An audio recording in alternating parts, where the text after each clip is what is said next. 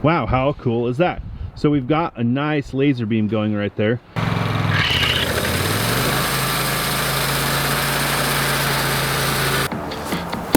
All right, it's here.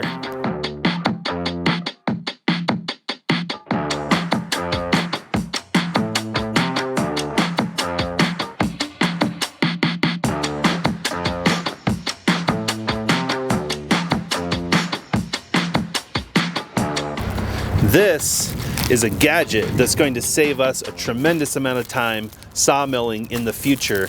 It just arrived. I actually stumbled on it in one of the sawmilling groups on Facebook, and somebody had a really great idea to take their bandsaw mill and kind of increase its productivity using a laser and a 3D printed mount.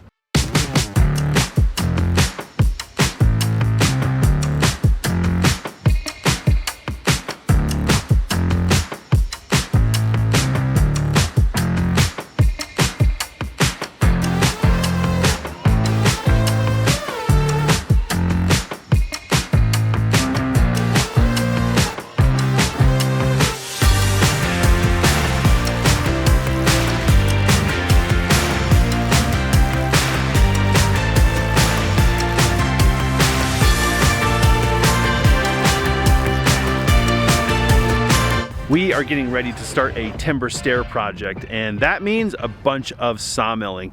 If you love sawmilling, you want to buy a sawmill, or you're just interested in sawmilling, you're going to want to stick around because what's in this box is going to be a ton of fun.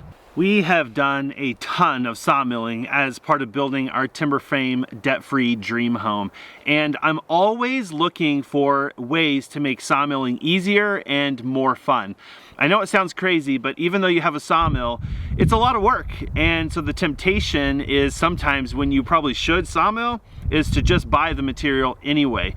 I happened to stumble on this little gadget in a sawmilling Facebook group recently. After having sawmilled 55 logs into a timber frame in 3 weeks, I'll tell you, a lot of that greenhorn newness, the honeymoon of owning a sawmill, goes out the door really quick. And you learn that sawmilling is a ton of work, but it can be a ton of fun. And so what I'm looking for is, after everything I've done, what are some little tips and tricks that can make sawmilling a little bit easier? This gadget is a small laser that mounts to a bandsaw mill head. It might actually mount to more than a bandsaw, but that's what the original kind of marketing was on it. It has a couple of strong magnets that are designed for it to mount to the saw blade cover, and then its job is to project a laser line. It's got this little 3D printed mount for this laser projector, and then a small power converter, and it's designed to connect to the battery on the machine, making for quick work. And then they installed this quick disconnect here so that you can leave the power converter installed, and you can maybe disassemble or dismount this quickly, maybe probably to protect it from weather. I'm not really sure that this is really designed to just sit out in the weather all the time, being that it's kind of a precision instrument. I probably would take it off the sawmill and just recalibrate it every time we start the sawmill. Some of the higher end sawmills have these types of gadgets on them. They're usually called a head rig or something like that, and they cast this line down the log, and it helps the sawyer, who's usually working remotely. They don't sit here by the mill head. They're sitting in a cab or something like that. It helps them to see or visualize a hypothetical cut in the log from where they are. So if you just imagine drawing a straight line down the log like this, that way they can kind of rotate the log and use all this machinery that they have to manipulate these heavy logs and visualize the cut, and then away they go. And obviously these are highly efficient modern technologies that allow sawmills to crank out a ton of wood with a very high level of precision. The problem is, us little guys, well, we don't have all that technology. So what happens is we have to sort of use measurements, like say off the bed rail here, to kind of visualize where we want the kerf to start. And then we have to go down here and adjust the log and kind of come up with an idea about where the kerf might end based off measurements on the bed rail. And then we have to kind of make sure everything's right, and then you make the cut and see if you're actually right or not. Obviously, a sawyer with any amount of experience at all is going to be pretty efficient at this process. On this smaller mill though, especially without all the hydraulic accessories that rotate the log, lift and level the log, especially when you get into wood that has a lot of taper. This process can be pretty laborious and time consuming, and it means that I spend a lot of time down here in the sawdust getting wet, and it's a lot of work. I'm not trying to complain, I'm just saying that these are the realities of this process. And so hopefully this gadget will help save a tremendous amount of time, and we can get a lot more sawmilling done. It'll be a lot more fun. So one of the first things you do typically with a sawmill is think about the taper that's in the log. So just imagine as a tree grows, it gets more narrow toward the top, right? But the problem is if you laid that log on a sawmill and you just take a cut, you're going to make a really weird cut. So what happens is the log ends up getting leveled. Both ends, if you will, draw an imaginary line through the heart of the log, and you want that log to be fairly level. That way you're kind of creating the most ideal, most efficient piece of wood that happens out of this particular tree. And of course, as trees start bending and twisting and getting all kinds of weird shapes, this becomes quite a fine art. So normally what I would do to start on a log, especially if it's a really high value log, just imagine this is a really long log and you're trying to cut this amazingly beautiful beam from it. It warrants quite a bit of setup. I think people have this imagination that sawmills are just like these super fast machines that are crazy. Watch out, they make logs like crazy. And the truth is, when you get to making beams and high precision, it's amazing how much time is spent in the setup, and then the cut happens very, very quickly. It's really no different than woodworking or anything else like that. So normally what I would do is I would take a level like this, since I know that my sawmill is level, and I would draw a line through the heart center on a level. So I would take a bubble level like this, draw a line here, and what that does is it gives me an idea how high the heart center is off of the bed rail. And since the bed rail is consistent, I can then go to the other end, draw a line through the heart, and do the same thing. So if I measure here, based on my eyeball looking across that line, we're 8 5/8 to the heart center. So now if I come to the other end and do the same process, it gives me some idea. Now, this is kind of where the art of a sawyer comes in.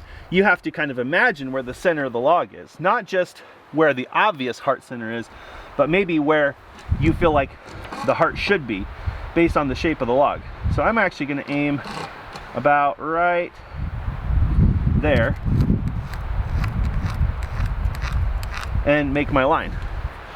So our other side was 8 5/8. This side looks like it is about 7 5/8. So there's actually an inch taper in this log that needs to be dealt with. So we would normally then jack the log up and have to measure and measure and measure and measure, because the problem is every time we change this end, it's always possible the other end is changing. When you spend more money on a sawmill, you're going to get hydraulic actuators and stuff, things that will lift that log for you. So the sawyer at the other end can just push a button, and guess what? The log levels. Well, on these more budgety type manual operating sawmills, you don't have those luxuries, so we use a good old car jack. So now we can jack the log up and try to get the heart centers to match. So we're starting at 7 5/8, so we want to go up about an inch. So let's go up a little bit. Check. 8 3/8. 8 1/2. Probably about 8 5/8. And this log did not move much. It's only 8 1/2 on the other end. So that's pretty close. Depending on how valuable the log is, you might put a little bit more work into it. In this case, I'm pretty happy with that. Wonderful. So now we've solved the log taper issue, and we have this kind of idyllic situation with our log. The problem is when I make the first cut, let's say that I know I want to take a 1-inch board out of the top of this log. Where do I want to start on that end in order to take a 1-inch chunk out of this log? That's what the laser is going to help us solve very, very quickly. So our laser is designed to mount to the blade cover on this side, and it should cast a line all the way down the entire log. It's meant to visualize the hypothetical plane of the blade. So we're going to have to do some tweaking and calibrating and adjusting, but the magnets, it's pretty good. I think it'll probably survive sawmilling. It's a pretty brutal act. So then we'll have to adjust it somewhere down here, kind of once we get the sawmill fired up. We'll take a measurement off of the blade and then probably just see what the laser sees and kind of make a judgment call there. So let's take a moment and get this thing all buttoned up.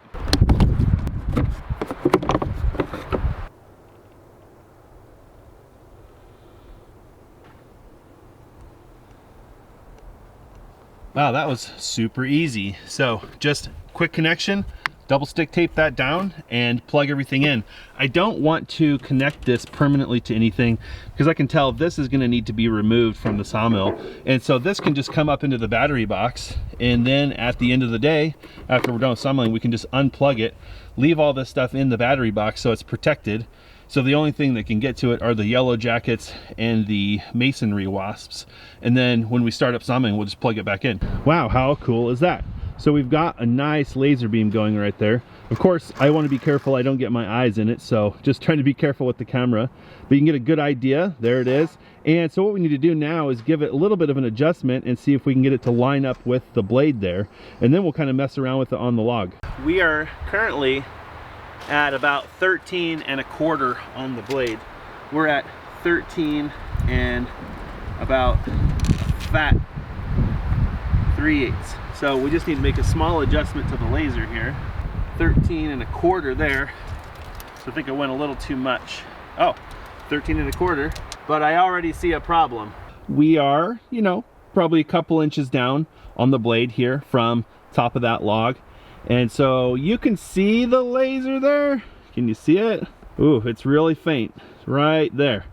And that's not good. Oh, okay, all right. Okay, I'm gonna back off a little bit here. I'm starting to see it. I think it's right there. There it is. Okay, so it just kind of has an interesting hue. Not sure the camera can even pick up on it. But there is a green line there, and it's faint. So let's follow it down. I'm still seeing it right here. You can kind of see it on my hand. So here's the line. Let's see. Boy, I'm kind of losing it down here. I don't know. Okay, there it is. Yeah, I don't even see it on the log. Or do I? I don't know. I can't tell you. According to this, it's about right there on my hand. But boy, I can't see it on the log. I really can't. The reason this is concerning is it's an overcast day. If you're gonna see the laser, it's gonna be today. Because when the sun comes out, you can pretty much kiss it goodbye. Wait, hold on. Look at that. That's super visible. So what am I doing wrong here? Do we need to move the laser closer? Is that what's going on? Let's try that. Let's see if we can move it a little closer. Well, it definitely is helping on the back side. So that made a pretty big difference. The problem is we don't know if the laser's right now. So give me a minute, I'll adjust it. Okay, I moved the laser as close over here as I could to the log, and I would say that's an improvement.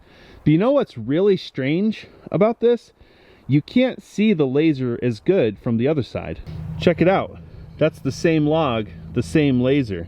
Isn't that kind of bizarre? There's something maybe about the wood or the reflectivity. It's kind of bizarre. You would think it'd be the other way around. I see another challenge here, and it just kind of dawned on me that this laser could end up kind of misrepresenting the log, or the blade. So we need to make sure that the laser is fine-tuned, and I'm not really sure how.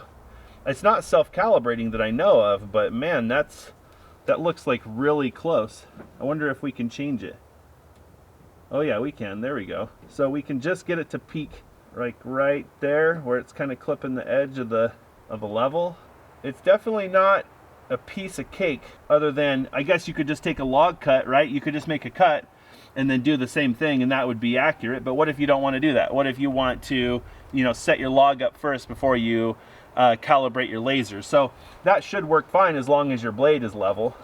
So here we are. This log isn't even a 10-foot log, maybe 8 feet. It looks like we're really struggling when we get down here to the end of the log. So I'm not sure. It's really hard for me to say right now if I was in full sun. Maybe the sun will just pop out, whether this is going to work or not. Okay, I've done a bunch of diagnosing off camera, and the kind of consensus is, yeah, it's not that good. So we're trying to kind of figure out if there's anything we can do. We've tried moving the laser closer to the blade itself, moving it out, thinking that maybe it would cast a better line to the log, and I'm just gonna say there's not really a great setup. When we move it really close, we get a great line on the inside of the log. Right now, we're as far out on the mill head as we can go, and you can tell it's very hard to see the line on the log, even in the front here where you would want to visualize the log. It's definitely challenging to perceive. You can kind of get your eyes to adjust to it, but it's difficult. We did quite a bit of kind of testing and calibrating to get the laser to be flat, true, and level across the whole sawmill. And I'll tell you, it's quite a bit of work. It's something that I would not want to do every single day if I was going to come out here and just mill a few boards. And being that we want to not leave the laser connected for fear of weather issues, to think that you would have to set this thing up every single day seems like a lot of work. So it's kind of strange, but clear over here, not near the sawmill, check that out. I got a pretty nice line on me. So I feel like there's maybe a small tweak that could make this thing work a little bit better, and that would be to make it aim the log a little bit, aim toward the log a little bit. Well, you're looking at it there. So it's not that it doesn't work, it's just that it's almost imperceptible in the wrong lighting conditions. And again, we are not in what I would consider the worst lighting conditions, especially since we're working outdoors. Maybe if your sawmill's indoors and you have better light control, maybe. You know, as I get around here, look at that. I feel like somehow, have I got this thing backwards? I don't even understand how that's possible. I feel like the laser is super visible from down here. That makes absolutely no sense. How can a laser be more visible at the end of the log than it is at the beginning? That's got me absolutely stumped. I think it's time to just make a test cut.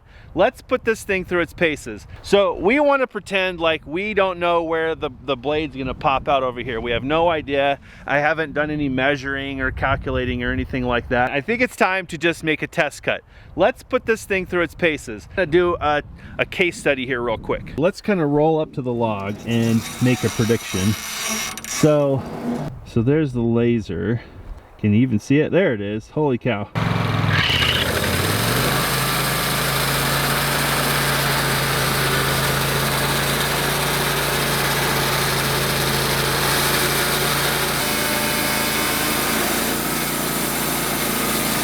What do you think? Is it gonna happen? I don't know.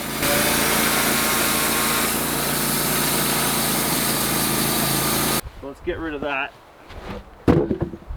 Take a moment, enjoy the beautiful wood. It's lovely. Wow. Okay, so I've done all the work to get the laser here lined up with the edge of that kerf, and assuming nothing changed with the calibration here, it should be here. Boy, it's very close, maybe within an 1/8 or so. It is on the log. Boy, you can barely see it.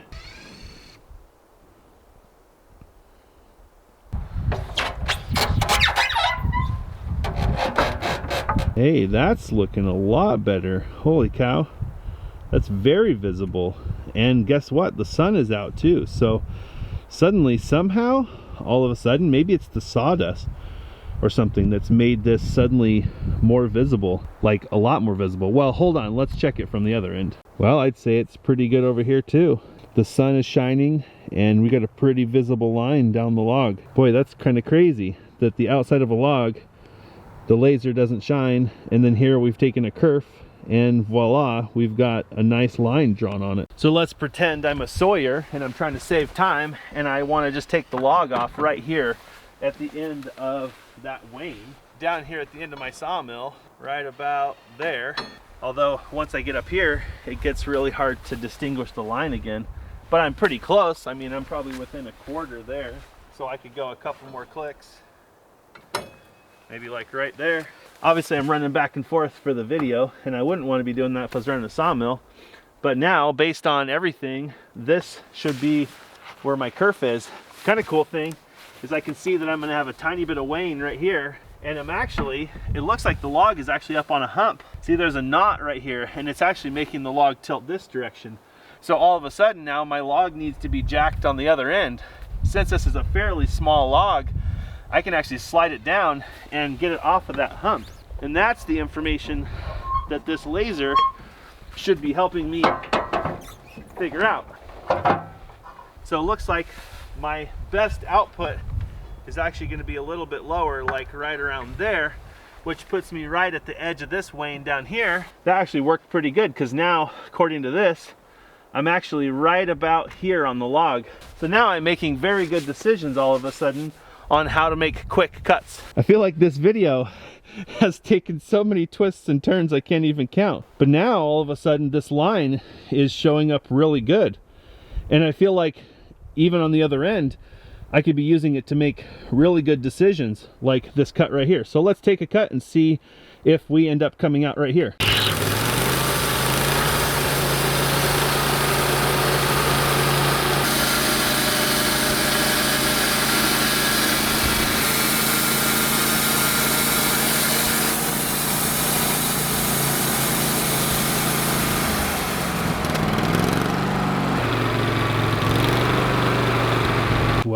I would say we did pretty good. I don't think that we nailed it, but we're very, very close. So there's the line, and there's our kerf. I mean, pretty good.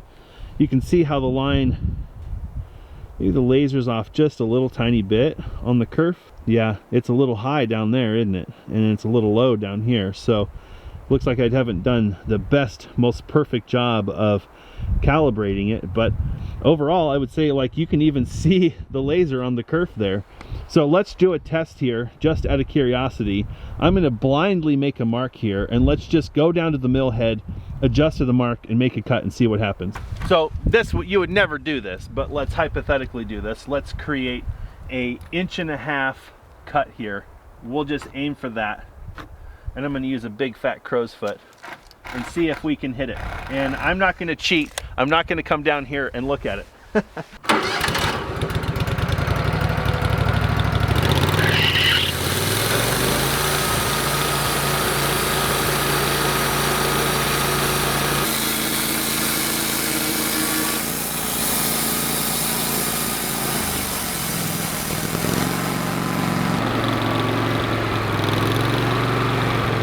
Not too shabby. I mean, we're not going to be making finish grade here, but what is that? Probably within an eighth, a fat eighth. Not bad from the mill head. So I'm shooting a line now. We're probably about 8 feet away in the bright sunlight, looking right into the sunlight. And to be within an eighth is pretty good. I mean, that's going to save you a lot of time coming down here, measuring and looking. So where would you actually use this, and how would it save us time? So let's get rid of that one. Let's get rid of this one. Let's rotate this cant over and see how quickly we can make a decision on where to cut it. Oh, by the way, if your laser hits those, it's probably going to cut it, right? So we'll drop those below there. Let's use the laser, come down onto the log. Okay, so we're on the log somewhere. Let's go right about there. We should take off every last bit of that wane on the log right there. Actually, based on what I see down here, I don't like it, because I feel like I may be wasting a little bit of wood. So why don't we leave a little bit of wane on the log on that end? A little bit like that, and what'll happen is we can still get a 2x lumber out of there.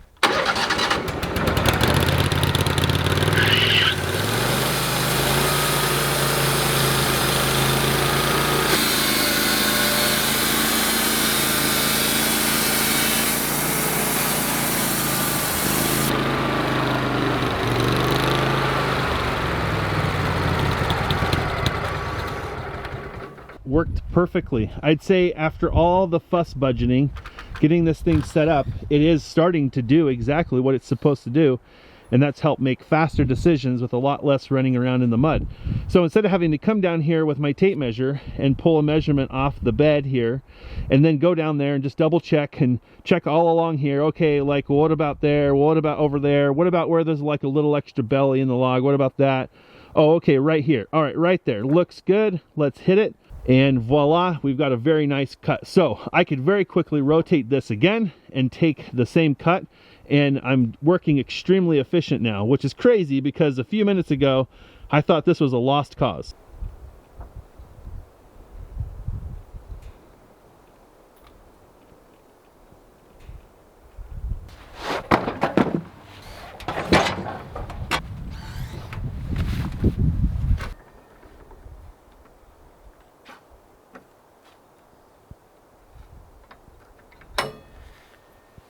Wow, I feel like I don't know what happened. I don't know what changed.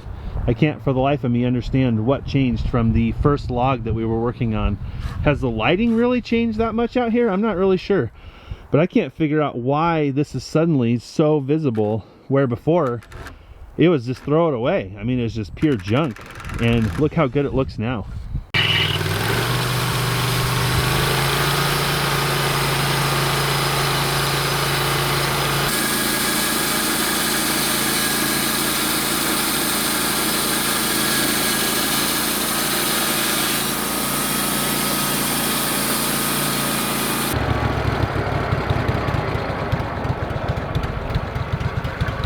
Pretty darn decent and quick.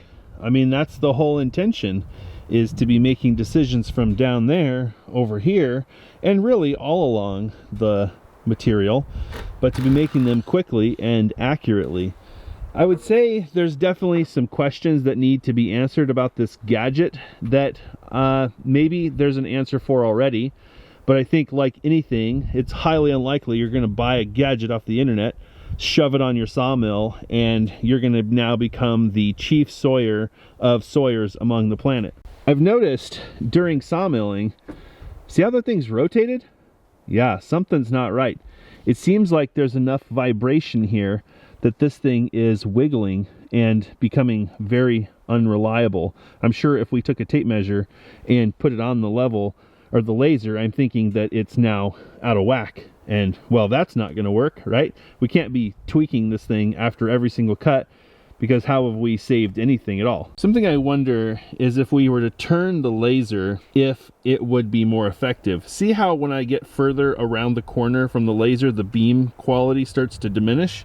But out here in front of the laser, the beam is super strong.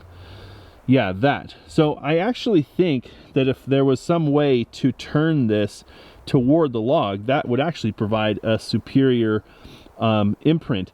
The other thing is, it seems like from playing with this that moving it closer to the log while you get a better beam quality initially, it's worse at the end of the log. The other problem is we kind of looked at this for quite a while and we could not find anywhere else where you could conceivably mount this that didn't interfere with this blade guard opening. It didn't interfere with the track moving. It didn't interfere with the blade. And so really this is just about it for this particular sawmill.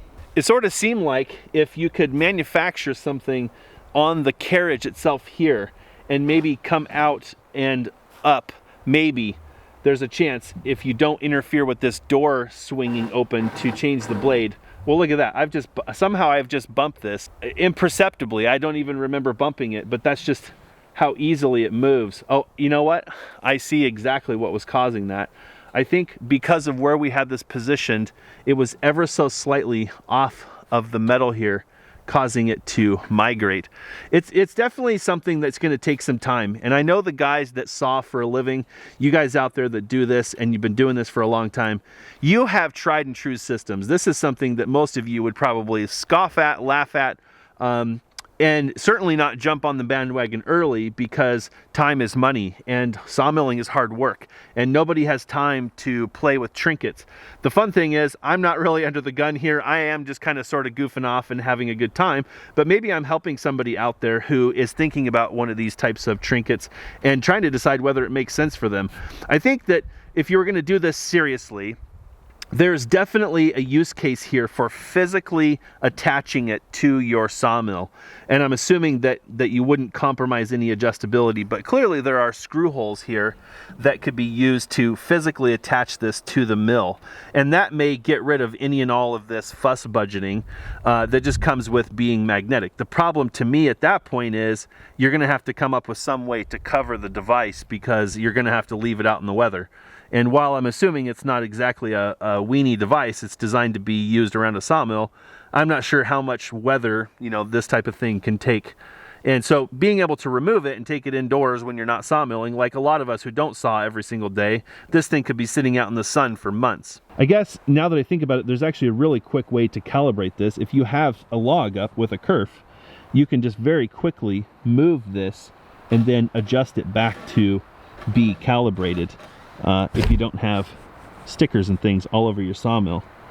So that's something to think about, is that you can actually very quickly put this back if it's already set up. Of course, I see now too that if you wanted to and you were just wanting to get out here, get up and running, you could maybe just have a sacrificial piece of wood, throw it on the sawmill, make a cut, calibrate this, and now essentially in theory it should mimic your sawmill perfectly and you should be up and running. So I guess there's probably a learning curve to this, just like with sawmilling and everything else. Getting your system dialed to where when you get out here, you're just going to work. I think is what a lot of us don't like about a lot of this stuff is inconsistency, unreliability, wasted time, and certainly wasted energy, because this stuff's already hard work as it is. For the record, I took about 30 seconds and just did a quick alignment on the kerf there, and maybe 10 seconds, and aligned the laser down at the other end. So bumping this certainly does not kind of ruin your day. It seems like getting the initial setup done really is the time-consuming part, but once you get a routine with it, even if you were to bump it, it's not the end of the world. Moving the gadget up here, I'm guessing, is going to have more consistent results. You know, getting rid of some of that duct tape might help too, and really give it a secure surface. As is true, I think, with every sawmilling project, we learn something about sawmilling every single time. You know, it's funny, you would think, oh, you've sawmilled a timber frame, you put 55 logs, way more than that through the sawmill. You must know a lot about sawmilling, and I do. I've learned a lot about things that work, don't work, where to not waste time, that are things that greenhorns like myself at one time just we think are important, and at some point you just laugh. Like, don't waste your time with all that stuff. You're just burning up your blades, you're burning up gas, and you're burning up time. But at the same time, for everything I've milled, there's always something I haven't milled. And so as sawyers, I don't care how long you've been sawing, you're still learning. Some of it's regional, some of it's just kind of what you've had a chance to sawmill. For example, we don't have much hardwood around here. So a lot of the guys across the country that are out there doing hardwood, I got nothing. I have no idea. But a lot of those guys may not be sawing big timber frames with 28-foot long timbers that require an exceptional amount of dedication to get within a 1/16 over 28 feet. So it really comes down to what kind of sawing you're doing, and you're always going to be learning no matter what. I'm sure the person that makes this laser is cringing if they're watching this video, because they're like, that knucklehead is making an idiot out of my device. And I think that what's fun about these videos is that I'm a real person, and I really bought this, and I really read the instructions, and I really put it on my sawmill, and I have no help. I've had nobody give me tips or tricks, nobody guide me through this process. So it's fairly realistic about what you could experience if you're going to buy something like this. And I know a lot of the people in the Facebook group where I saw this device had a lot of questions, and maybe this device or maybe this video will answer a lot of those questions if they end up seeing it. We have a huge sawmill project coming up because we're going to be working on some timber stairs, and so I thought this would be kind of fun to install before that project, because we'll get a chance to run the saw and do some testing and kind of come up with our own rhythm and our own system to either make this gadget part of our day-to-day sawing process, or kind of come to the conclusion, you know what, it's kind of ridiculous, doesn't really save us any time. So I can see myself in the future making that heart center mark that we made earlier, and then just making a little mark on the outside of the wood, and all I have to do is set my blade on that end to the heart center and jack to the laser line. I can see now how this is going to start saving me time. And then the decisions we've been making here, and really this is not a great example because some logs with branches and things have a lot of character in the edge of the log, and when you're really trying to be that precise sawyer and get that last little bit, like if you're, and I can tell you as someone who sawed a lot of logs to the nth, that's something that sometimes is extremely important, where you are literally looking for an 1/8 or a 1/16 in a log, and how to not have too much wane and all these things. And this laser just helps you to visualize the blade travel all the way down, and so you can really make those decisions quickly. So I'm not really sure. I'm gonna have to kind of play with this. I think it's gonna be something we're gonna play with on the next few sawmilling projects and really see how it fits in. But I can already see how I don't have to spend as much time running back and forth, back and forth, back and forth, measure that, measure this, measure that. I can just quickly look up and tell whether the log is cantilevered or whether I'm leveling what I want to be doing or not.